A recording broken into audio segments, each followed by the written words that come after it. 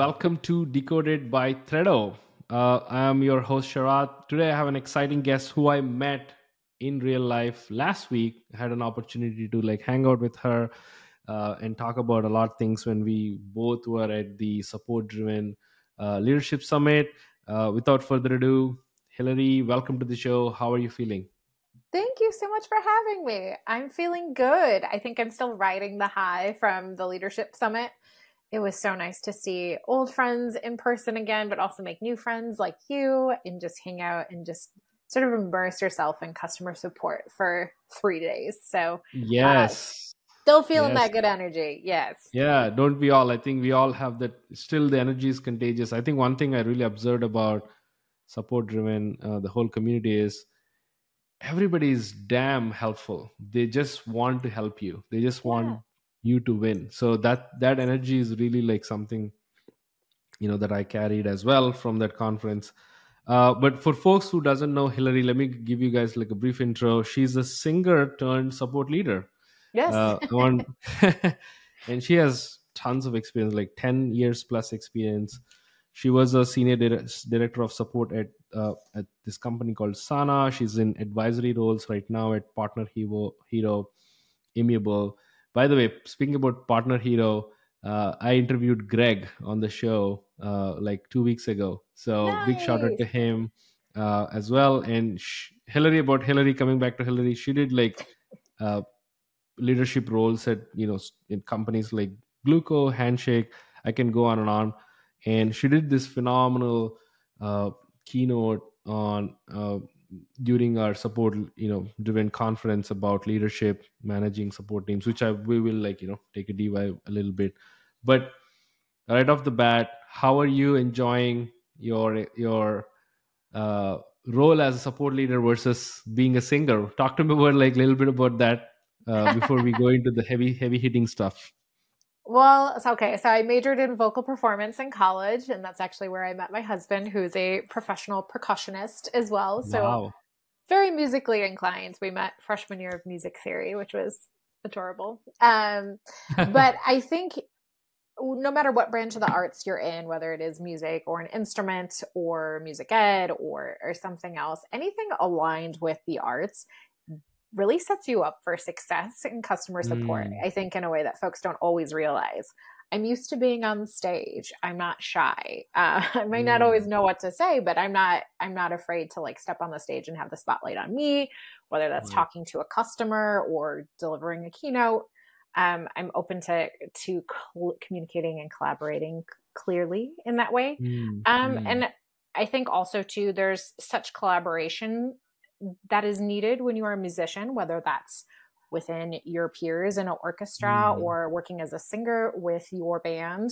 There's a mm. lot of collaboration that goes into that as well. And I think that really is also super awesome for folks that are entering support. So for folks that are thinking about it, don't be afraid to do that just because your background might be a non-traditional background. You Right. absolutely have skill sets. That's amazing. I think that's a great way to start this podcast because in a way what you're saying is you can seek a lot of intangible skills from your previous experience. You don't have to necessarily. I think someone joked about this in the conference as well. There is no school for support. No. Right. Yeah. So you basically have to dig into your past experiences about, like you said, in your role as a singer, that collaborative mindset, or having that I'm Yeah. not shy type of a way of expressing yourself, and Yes. having that approachable persona. It really helped you. I think that's a great takeaway. I think that's amazing. I think not many people realize that. Yeah. uh, And let's talk empathy too, about. right? I know we want Yeah. to move on to other questions too, but I would remiss if I didn't mention Yeah. empathy too. I mean, I think anyone who is artistic is naturally probably very sensitive and possibly an Mm, empath as well. And so being able to tune into your audience and the feelings of your customer or your mm, peers or whoever, I mm. mean, I think everyone in the arts has empathy to a certain extent. So And sorry. let's take a deep dive about that. I love that. I particularly love anything that explains that intangibility, right? Let's talk about a little bit more about the skills that you can either acquire as a support leader, or you can really like learn from others. So what are some skills that you've learned in your experience as a support leader, even before entering into support? What were some things that you still carry to this day that you want to share with others? Yeah. I think one of the ones that stand out to me were from my time at the Townsend Hotel, which is a very small boutique hotel in Michigan in a very affluent part of the city. Mm, We had a lot of high-end clientele because we were located next to sports arenas and next to performance arenas. So we got a lot of rock stars and a lot of like sports teams that stayed with us. nice. And I worked at the front desk, and the general manager there, bless him, he was so sweet and patient with me. He was very experienced in his career, and he coached me so much on communication. So we had a Mm, log book where we would hand off one shift to the next. Okay, there's issues with room 137. Make sure that engineering fixes this, plumbing issue, whatever the case may be. And I was very passionate about my mm, notes, and included a lot of descriptive words that were really just subjective. They were my feelings on the subject. mm, This guest is obnoxious, or whatever the case may be. And he really coached me on fine tuning that to make it objective. So mm. using, Interesting. if I did need to talk about myself, if I was involved in a situation, making sure that I was using I statements, but otherwise keeping it very subjective or very objective, very much Mm, focused on the facts of what happened. And that's a skill that can benefit anybody, being able to turn on that mm. objective lens. And so that was some big Right. learning that I took from that role. And that was Mm. before customer support. That's awesome. Yeah. You've briefly touched about coaching, and you've elaborated a lot during the keynote as well, Mm-hmm. especially coaching versus directing. Those two Yes. are very different. Uh, Talk to me about uh, what's the difference in your opinion, Mm-hmm. and what are some coaching strategies that you advise to young uh, support leaders who are Mm-hmm. just getting started, or folks who have ton of experience but they can really amp up their skill set as a leader? Yeah, yeah. So I did touch on this in my keynote. So thank you for bringing that around. But coaching and directing, in a nutshell, coaching, I feel like, is the more roundabout way to get someone to the same conclusion. And Mm, directing is really what it indicates, which is just telling them what to do, directing mhm. them. They both have their use cases. I mean, going back to the hotel, for example, as a non-support example, there are Sure. often cases where I needed someone to tell me, okay, here's our protocol for when X situation happens, and here's what you need to Right. do. That's often very important for folks to know. But once you understand those parameters given through directives, then you can Right. sort of take a more coaching aspect, or a more, you know where you can like press and where you can't. So Mm, coaching is asking those leading questions to get people mm. thinking create words creatively, Uh-huh.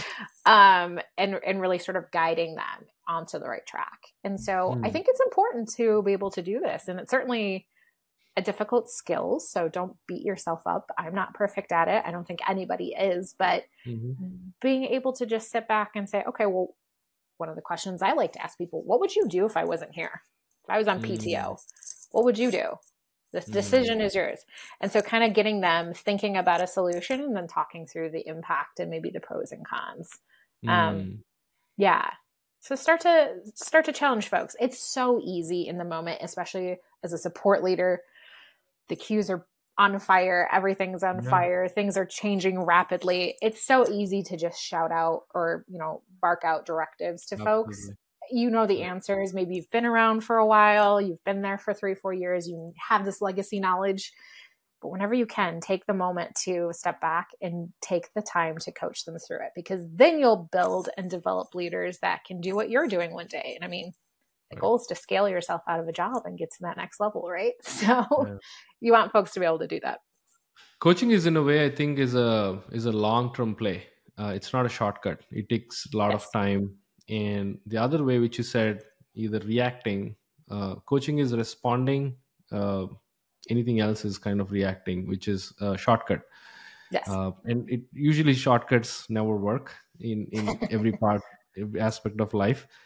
And when it comes to, you said about very interestingly about asking questions, taking a step back, you know, again responding in a very calm, mindful way.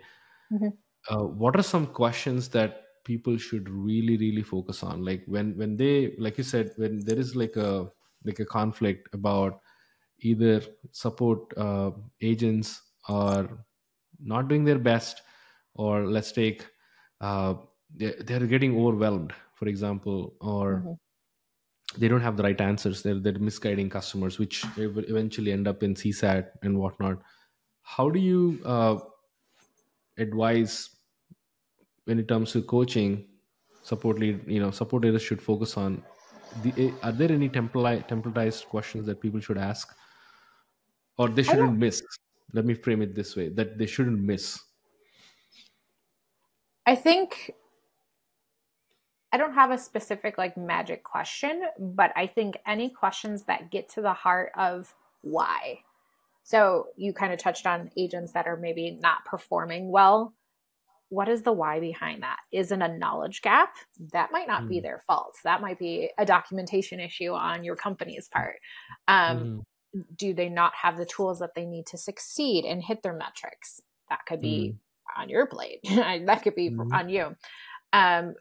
Is there something going on in their home or in their personal life that might be impacting how they show up to work? And what can you do to help support them in that? So I think Mm. getting to the why is the most important. So if you keep that in mind, then your questions will be tailored to that specific situation. And I think, Mm. like I mentioned in my talk too, just remaining fallible and open and curious. Like, don't accuse them right away. Don't just jump in harshly and come at them, but Right, just ask right. these questions out of curiosity. Worst case, you're going to learn more about them, which is also great for True. building your relationship. Right. And best case, you learn a whole bunch more that really changes your perspective and maybe any solutions that you might have in your mind. Right. It's almost feels like parenting, Yeah. all of your agents are uh, your kids growing up, especially the ones who just entered into the arena. They just don't know where the resources are, or the answers. And Mhm. I think offering help, changes in a big way. You set an expectation that you're welcome to hear, right? Like, to whatever it is. And like you said, there's an empathy bit that managers and support leaders should really hone into. uh, Yes. when it comes to tools, you said about offering tools, and you're working with partner here as an, as an advisor, and Greg's a great guy. He recommended so many tools. In your opinion, what are some tools that agents and managers, the gap, the bridge between them, the tools can fill in, and this kind of eliminate that gap? Yeah. I think some of the tools are simple. Going back to my talk, documenting how you operate as a manager, and keeping that in a working, living doc with you and your directs so that you can both share and remember and reiterate on, okay, here's my expectations. I'm going to default to coaching you in these situations. I'm going to direct you in these. Please know you can speak up if you want me to change my approach. I expect the work to get done your way. I'm just outcomes focused, or maybe you're not outcomes focused. And, laying out all those expectations is such a simple thing. And all it requires is like a doc, Google Hmm. Doc, or a note. So that and your one-on-one doc, those are the two most important, and those are the two simplest. Right. Um, but then in terms of other tooling, I mean, it really depends on what you're trying to do. Is it internal knowledge base? I've loved using Guru in the past for that. Are you Hmm. looking to implement some sort of AI such as Threado? Hmm. I mean, there's so many tools out there depending on your needs. Any favorite tools of yours that come to your mind? I'm just curious because I think there are Yeah. a ton. I just want to see, like, what are your favorites that you want to plug during the conversation. So Yeah. uh, I mean, some of the basics are my favorite. Slack. I can't imagine like not communicating in Slack. There are right. definitely jokes about Microsoft Teams and the horror that Oh, is for sure. Microsoft Teams during the summit. So definitely want to stay away from that. But no, I love using G Suite. I love using Slack to communicate. Right. I'm a big fan of memo writing as well to communicate so that folks can, comment async, and then you can iterate several times before you get to the Mm, place where you're having a meeting about it. mm, Guru internal knowledge base is great. I will say I've also used Zendesk's internal knowledge base component as well. So we had an mm, external, but then also an internal. That was actually mm, pretty helpful as well. It just wasn't as easily plugged into things as Guru was. mm. Um, in terms of CRMs, Zendesk is probably the one that I'm absolutely hands down the most familiar with.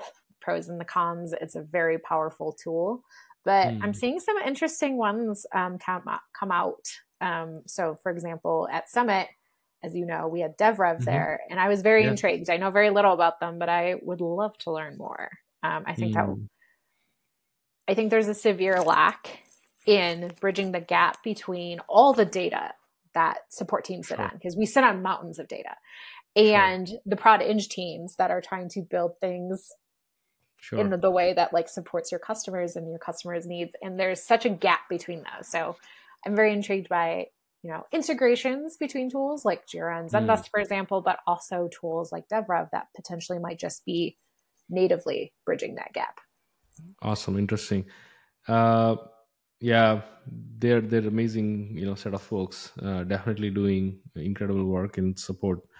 Uh, let's switch gears a little bit and talk about the operation side of support leaders. So, what are some no-brainer operations strategies that come to your mind that people often miss, like or they imperfected, not knowingly? Ooh, like on the support side of things, Yeah, support side of things. processes for escalations, whatever that looks like for your company. I think too often, especially in early stage startups, everyone's moving super fast, and there's usually those one or two people that have been there since the beginning, since the conception of the Right. company, and carry all this legacy knowledge. And I think it's too easy to become just ping so and so; they'll tell you. So getting the knowledge out of those folks' heads. So using a tool to document those, but then also building a process for folks to, I don't Mhm. know if you're swarming or if you have a tiering system or specialized support teams, but you should think very hard and long about that functionality, I think sooner rather than later, and start building it Mm. out according to your business needs and your customer needs. And I think that's Mm. easily overlooked in startups because it's Mm. typically a team of like 2 or 3 people in the queue and they're all just kind of working together. Um, Mhm. but at least having that in your head. Mhm. Yeah. Mm. And And then obviously like looking into the tools that support that. So right. for example, if you're using a very basic CRM and it doesn't have a lot of functionality, but within the next 12 months, you want to get to a place where you have 2 specialized support teams and, maybe customer success is asking to be in that CRM too. They want to run their business out of there. Right. You should probably start looking into a different CRM sooner rather than later, Mm. rather than waiting till Mm. that moment. Interesting. And when it comes to CSAT scores, you have a history of, in your experience, like raising the bars, like Mm-hmm. raising the standards. So, what should two kind of like sub questions? What should a support leader should do to raise the standard about CSAT scores? From a leadership standpoint, Mm-hmm. and what are some things that agents, like people who are on the ground, they should do to ensure that CSAT score is really important for them? That's their level of success in a way, right? So, Yeah. uh, sub questions, like, in your opinion, what should, like, both of these personas should do? Well, I mean, I don't know. After that closing talk at Summit, your metrics are bullshit. Now I'm like questioning everything I know about metrics. No. Yeah. There's some important points raised there. I mean, I think support leaders do game the CSAT system. I mean, I Right. definitely have a no CSAT tag built in Zendesk that folks can Hmm. use. But no, I think from a support leader's perspective, it's important to keep in mind that the CSAT is just one data point and Right. it's skewed based on the customer. It's literally coming directly from the customer and it's not always reflective of the level of Mm. support that they received. Right. Right. We have seen so many product related comments. Why is this broken? Why is it doing this way? In my most recent role at Sana Benefits, that was a healthcare company. And so there are often things that were outside of our control as far as coverage, plan coverage. So why isn't my colonoscopy covered at 100%? I'm going to rate this bad. It wasn't the agent's fault, So as a leader, make sure that you're keeping that in mind and that you're taking it basically with a grain of salt and relying on other data too. So for example, QA, I think, is a great score to boost the CSAT and sort of give you a more realistic view. From the agent perspective, I think the same thing. Keep it in mind. Don't take it personally. I've seen some agents take their CSAT scores incredibly personally. And I do think it should be a point of pride for you. It's an incredible feat to have, a 90 plus CSAT score. So I don't want to downplay that.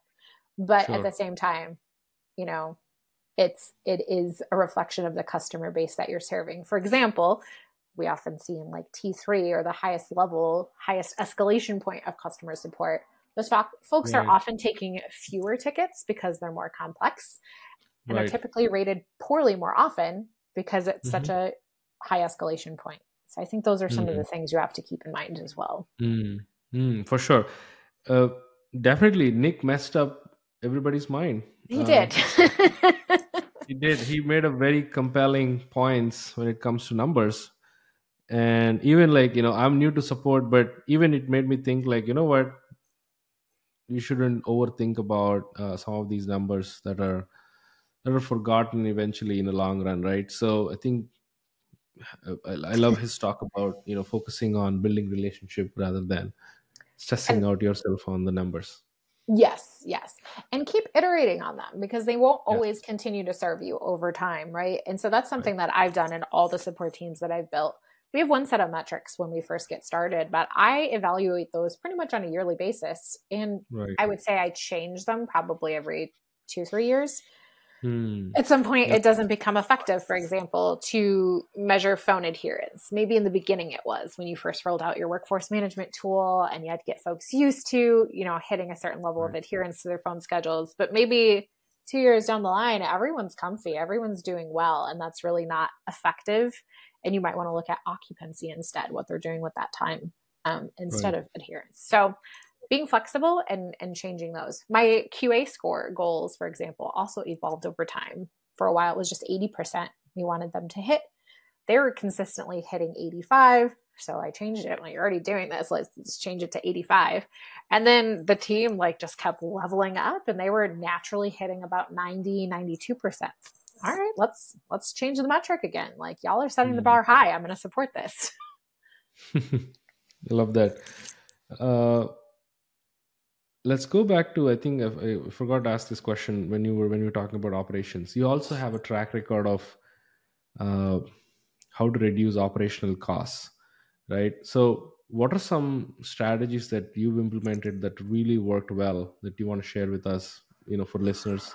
For operational optimization. Costs. How to reduce operational costs? What are the effective ways without, hurting the team? Yeah, because there's certainly ways to do it where it can hurt the team, or you might be constrained by, your prod eng teams if they don't have the bandwidth or the resources to support you with the tooling or product fixes that you need. You have to look elsewhere. But I think you should be looking elsewhere anyways, because there's so many things that can fall under your purview and are fairly easy to change depending on what they are. So what I did, what worked really well for me, was creating a task tracker. It was a it was an Excel sheet, and I laid it out very clearly to the team. And I was just basically list out all this manual stuff that you do every single day. You probably roll your eyes at it, and it could be, as simple as when I'm looking for a customer name inside our product, I can't sort the page.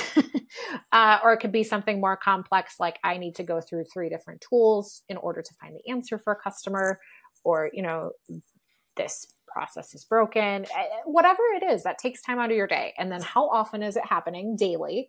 How many times per week? What is the level of difficulty? I asked a few more, put a few more columns in this tracker. And then I opened it up to everybody on the team, both my internal team as well as my BPO, which was Partner Hero. I wanted insight from everybody.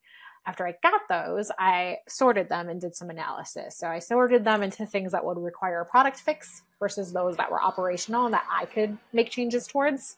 And then, really broke them down into levels of impact based on the time that was being spent. Okay, like we can achieve, our 20% cost to serve reduction if we knock out these 4 things operationally and maybe just these 2 things product wise. And then I pull in all my collaborators. I pull in my product teams and my design teams and my eng and have those conversations. Or, marketing. Marketing was often a big factor for some of the changes I made on the operational side. Get everyone on board and make a plan and, roll it up under your objectives and key results for the quarter. That's a very streamlined way, I would say. You have a set of things that, a checklist that you have to take care of. You also have when I was doing research on your profile, you had a ton of experience in handling remote teams, especially offshore teams. So as a support leader, what are some things that you advise when they operate these distributed teams across the world, how to keep up? What are some struggles that people can avoid easily without going back to the reactive mode versus responding mode? What advice do you give for people who are handling remote teams? Yeah, I think calling out potential risks even before they happen. I'm not saying that I have easy solutions for all of these, but there's the potential for, trust and collaboration breaking down when you have highly distributed global teams. For example, maybe you're following the sun as far as 24/7 support. So no one's ever all in the same place at the same time. For me personally, working with a BPO that was both onshore and offshore and trying to maintain trust between that BPO and my internal team. But I think call out those risks first and foremost, because folks might have ideas on how to fix it, but you're at least putting it, calling out the elephant in the room, like this could be an issue. In terms of like supporting your fully distributed teams, be an advocate to leadership, be an advocate for those resources. Maybe that's an on-site once a year just for the support team, or maybe you build out a specialized on-site on top of your company on-site. That's just for support folks. Making sure that you're doing, maybe holiday celebrations together or just once a month hangouts. I was a big fan of, remote like happy hours, basically, where you can bring your own beverage and talk about anything except for work in a Zoom, things like that. But I have seen some interesting posts just on that particular subject. I have seen interesting posts on LinkedIn that also indicate that folks are burnt out and maybe don't want forced social time. What I'm saying, I guess, is there's no perfect answer, and it's going to depend on the culture of your team and your company, but making sure they're advocating for those resources. It's easier when you work with a fully remote company, which is what I try to do. I want companies that are remote first. But like Handshake, I don't know if they've changed, but when I was first with them, I always said they were remote friendly, but they were not remote first. They had offices in San Francisco, and I think now they have them in the UK as well.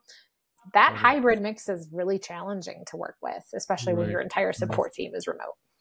Right. It almost feels like what you're suggesting is you should run a survey just like you run surveys with your customers and internally with your teams as well. So you'll know where people are, what they're doing, how are they feeling. And that heat check is always important. So that's a great tip. And let's switch gears a little bit. So is your tip about the employee satisfaction or the ESAT versus CSAT? That's a great one. If you have an HR team in place in your company, typically they're already doing pulse surveys and some sort of survey. Have them build you one just for your support team. Do it quarterly and measure that happiness over time. And I would do postmortems afterwards with them to like understand more. Yeah, it's a great call out. Yeah. For various technical reasons, we couldn't complete Hilary's episode in full, but Hilary's here. Appreciate you, Hilary, for taking time again. So we had like awesome conversations about operations support leaders should take care of, some of the effective tools that bridges the gap between agents and managers, and so on and so forth. Just to give you guys like a glimpse, like you will of course hear the whole episode before this part. But Hilary, I have a question about that's where we kind of like got disconnected, but I want to like continue that discussion. So talk to me about hiring. Like you have you're an expert in hiring, and you've advised many support leaders about hiring when it comes to building their teams, upsizing or downsizing, like either ways. What advice do you give for uh, people to look in support leaders to look into agents when they hire damn good agents, say for example? Yeah. So I think the number one thing that I look for is compassion when I'm hiring for a support role. I used to say empathy for the response here, but I've actually sort of adapted over time to saying compassion. And the reason for that Right. is I found that folks that are too empathetic, that don't have the ability to sort of, protect their own energy and protect their own boundaries, often get burnt out very, very quickly in the role That's and interesting. suffer because they are taking on the customer's pain, especially if it's in a more sensitive industry like healthcare. Right. So what I've started to screen for is compassion instead, folks that genuinely still do care, that genuinely want to help, but perhaps have better boundaries in place when it comes to protecting themselves and Got recognizing, it. at the end of the day, this is a job. For sure, for sure. And uh, in what are some mistakes that you see when people hire their agents, like, or in put it another way, what are some mistakes that people should avoid when they hire agents? That's a good question. Aside from the obviously if they're lacking in compassion or empathy, it's probably not a good fit for you. Um, but I think one of the biggest mistakes that I see folks make is not taking a chance on those that have like a non-typical background. For Mm, example, musicians, artists, teachers make really great support agents. They're mm, typically used to hustling. I mean, teachers in the US don't make any money. right. Um, if you've Yeah. ever been a music student, you know that the days are incredibly long. Your class credits are typically half of what you would have for a gen ed. So you're doing Right. double the work for less credits. And it really Right. instills this hustle mentality in folks. And so I think that's a huge mistake that I see people making is, oh, they don't have a tech background. They can't code. They can't do X, Y, and Z. You can teach them this on the job. If they're resilient, Mm, if they're gritty, if they're hungry, they'll learn. Look at your mm, teachers, look at your artists.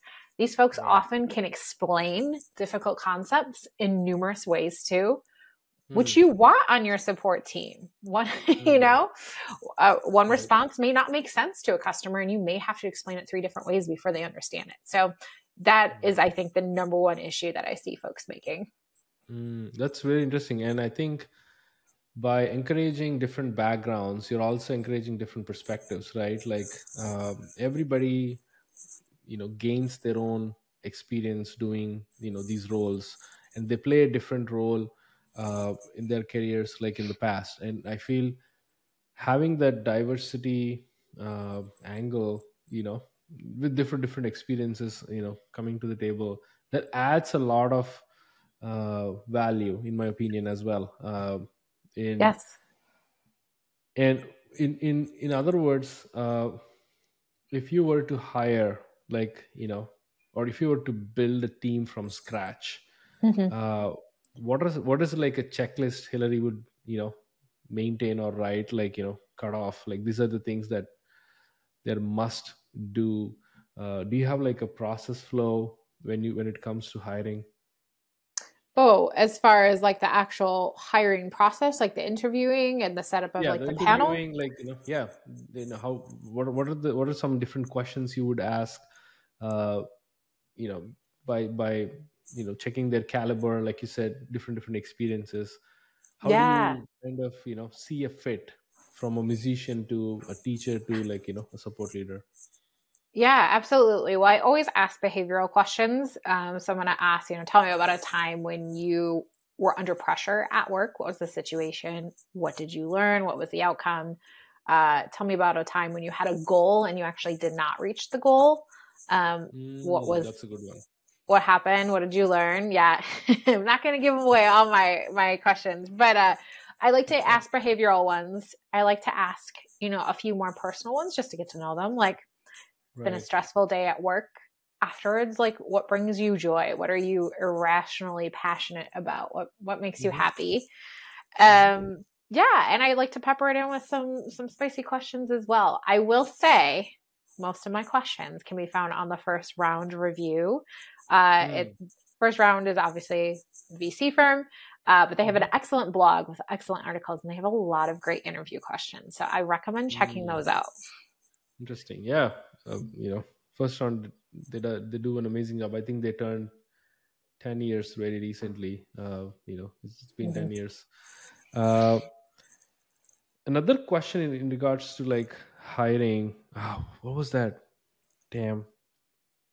We were talking about like, building from ground up. Yeah. So do you do like any exercises with the agents when it comes to like, do you give like any scenarios or role play? How do they respond? Like, is that like a thing that you do and you suggest other leaders as well? Yeah, I do that. And I think it gives folks a good sense of how strong their written communication is, because if you're privileged enough to have a recruiter working for you, you're not going to see how these folks are, corresponding necessarily, unless the recruiter shares that with you. Which recruiters, please do share those types of things with us. I had an awesome recruiter in a past role that did share like, hey, just so you know, some of these emails are really poorly spelled and like formatted, just an FYI. But yes, I do a take-home case study for folks that are interviewing for an agent role. It's typically, I try to keep it simple. I don't want them to invest a ton of time. I just want to get a sense of their problem solving and their critical thinking, as well as their written communication. How can they convey that? So it's typically just a couple of questions that my support team is already getting. So got it. And also, one of the things you're really good at is handling remote teams. Yes.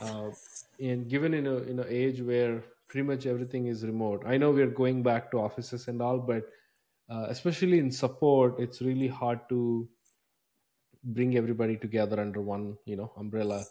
So support's been always like remote, in a way, like that, agents are always distributed in one way or the other. So what are some tips that you can offer listeners about handling remote teams? Yeah, it definitely helps if you are also remote. The biggest struggles that I have seen have come from managers that are sitting in an office or in the headquarters trying to manage teams that are remote. It just doesn't, you just don't have that same level of empathy and compassion if you haven't lived that experience. So try doing it yourself if you're a manager in office with a remote team.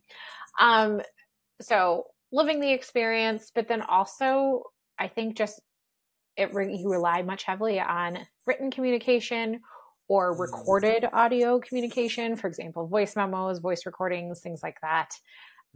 So just making sure that you're using all the communication tools that are in your tool belt, whether that's Slack or Guru for internal documentation, making sure that you're getting your team together regularly for weekly stand-ups, monthly team huddles, maybe some fun things in there too, happy hours. I know folks are a little conflicted on that because forced socialization is also not very fun. But I think kind of depends on the culture of your team too. Some folks, especially in smaller teams, you have 4 to 6 folks, they're probably already super tight knit and very close, and they probably are already hanging out in like, Zoom or Teams, just chatting during the day, which is excellent. So just finding ways to facilitate that and recognize them throughout the year. Use some of your budget to either get folks together in person once in a while. I like to always use Customer Service Appreciation Week, which is the first week of October. Use that to send them some gifts, do some treats, shut down support an hour early, do some little things to recognize those folks. Yeah. It's always like, whenever we make people feel inclusive, I think that's the best team building strategy that there is, right? So I love the subtle things as well you mentioned. uh, let's switch gears a little bit. I feel like there are some couple of more questions around efficiency. So one of the things that agents, support leaders, we always kind of crave about is how can we efficiently either close the tickets or find the best answer for the customers. And basically it's all about speed and efficiency. So in your experience, uh, where are some areas that people stumble when it comes to efficiency, and on the other side, where do they really excel? Like it feels like a no-brainer for you to like, oh, you know what, this is where people excel and this is where people stumble. I think most folks that come on as support agents genuinely want to do a good job, and they genuinely want to move quickly. So I think most people have a natural drive for efficiency that shouldn't be overlooked. I don't think there's a ton of people that want to take 14 steps to solve an issue that could be solved in 2. I think the biggest barrier to that is often either in the processes or in the tooling or both. So if your product has, I like to think of efficiency in different stages. And the first one is really prevention. And that is preventing the issue from happening in the first place in your product. So as a support leader, that's going to require a lot of cross-functional collaboration and communication with your product and your eng teams, making sure that that product is in a good spot. We're not getting these issues, especially the low-hanging fruit, like let's just knock those out. The next level is deflection. So making sure that you're deflecting appropriately, whether that's building a little bit of friction into your chat model, or it's making sure that your help center is incredibly up to date, or making sure that your internal documentation is readily accessible and understandable. That's going to go a long way in deflecting. Lastly, then you can look at your processes as well. Are we taking 10 steps to escalate to the next team or loop in a SME or whatever the case is, when it could be done in 2, or maybe we connect the 2 tools together to optimize. I think really looking at the processes can benefit in many ways and give you a lot of gains. And it's also super fun to do. I love that kind of work. I think we've covered pretty much everything in terms of leadership, like I said, hiring, managing support teams. What are the ways where they can be efficient, and in whatsoever, even collaboration, we covered a lot. Anything that you want to add that, that you're recently like kind of, these are the topics I get very excited about. I want to spend 5 more minutes time on elaborating it. Processes always get me excited because I think there's always a better way to do things. And sometimes that's as simple as dreaming up a perfect world situation, even though it may not happen right in that moment. At least having that as a North Star to work towards is always super fun. I'm just also super passionate about bringing folks together, kind of like we touched on, remotely, and just building that collaboration and team mentality is really fun. And it's a fun challenge too as teams scale, right? It's very easy to be a close-knit community of 4 to 6 folks early stage, but then maintaining that as you scale is always a really fun challenge as well. Right. Love that. Hilary, thank you so much. It's been a blast. I think we've covered so many things, and I hope listeners get a ton of value as well. And I loved your talk on the leadership aspect at SD event. But stay tuned, folks. Like we have more support leaders like Hilary joining the show, and we talk about I wouldn't say talk. We geek about how support leaders can get better with different frameworks, processes, tools and whatnot. But Thanks, Hilary. Thanks for taking time today. Appreciate you. That's part 2, guys, for you. But yeah, stay tuned. We have some awesome guests lined up, and see you on the next episode. Cheers. Bye, Sharath. Thank you.